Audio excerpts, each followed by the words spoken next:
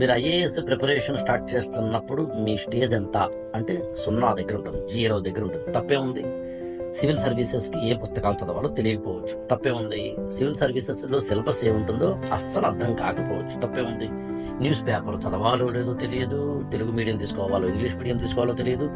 NCERT పుస్తకాలు మొదలుకొని advanced reference books మొదలుకొని ఇవి చదవాలా అవి చదవాలా, old question papers, test series, everything confusion ఉంటుంది. అసలు ఇన్ని కన్ఫ్యూజన్స్ ఉంటేనే కదా మనం ఐఏఎస్ ప్రిపరేషన్ కోసం ప్రయత్నిస్తున్నాం, ట్రై చేస్తున్నాం. We are thinking about civil services preparation అర్థం. అన్నీ తెలిస్తే ఇంకా మనం డైరెక్ట్గా ఐఏఎస్ అయిపోవచ్చు కదా.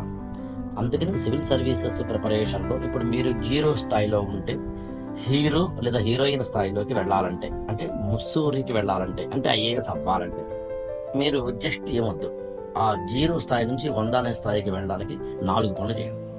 ఒకటి ఏంటంటే మీకు మీ పట్ల క్లారిటీ ఉండాలి. మీ యొక్క ఆర్థిక పరిస్థితి, మీ యొక్క ఐక్యూ లెవెల్, మీ యొక్క ఎమోషనల్ స్టేటస్, మీ యొక్క కాన్సన్ట్రేషన్ లెవెల్, మీ యొక్క బ్రెయిన్ కెపాసిటీ, మీ యొక్క మెమొరీ పవర్, ఎన్నిసార్లు చదవగలరు, ఇంగ్లీష్ మీద ఎక్కువ కమాండా, తెలుగు మీద ఎక్కువ కమాండా, ఇలాంటి వాటి మీద, అంటే ఒక ఎడ్యుకేషన్కి రిలేట్ అయ్యి ఉన్న, ఫ్యామిలీకి రిలేట్ అయ్యి ఉన్న మీ గురించి మీకు తెలియాలి. You should know what exactly you about you.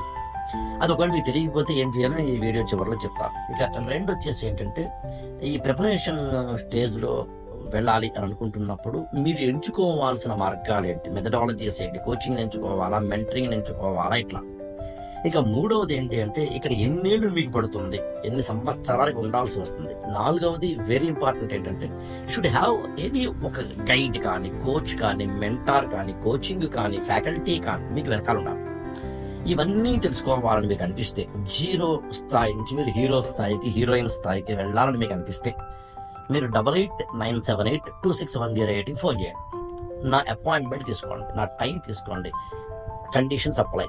Video call ద్వారా కానీ, పర్సనల్గా కలిసి కానీ. అప్పుడు ఐ డిస్కస్ ఇవన్నీ ఎట్లా రిజాల్వ్ చేసుకోవాలో. ఖచ్చితంగా ఐఏఎస్ అయి తీరతారు మీరు.